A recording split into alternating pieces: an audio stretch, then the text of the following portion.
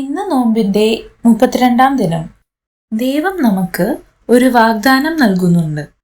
നമ്മുടെ പാപം എത്ര വലുതായാലും ശരി, മാനസാന്തരമുണ്ടായി ദൈവത്തോട് രമ്യതപ്പെടുമ്പോൾ ആ പാപത്തിൽ നിന്നും ദൈവം നമ്മെ മോചിപ്പിക്കും.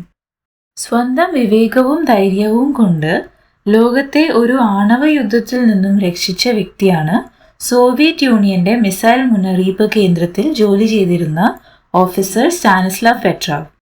1983 സെപ്റ്റംബർ 26 കമ്പ്യൂട്ടറിൽ നിന്നും വന്ന തെറ്റായ സന്ദേശം മനസ്സിലാക്കാൻ അദ്ദേഹത്തിന് സാധിച്ചു.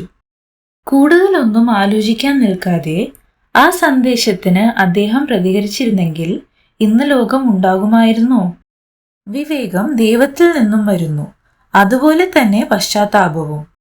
പാപത്തിൽ നിന്നും അകന്നു നിൽക്കാനുള്ള വിവേകം ലഭിക്കാനായി നമുക്ക് ദൈവത്തോട് അപേക്ഷിക്കാം.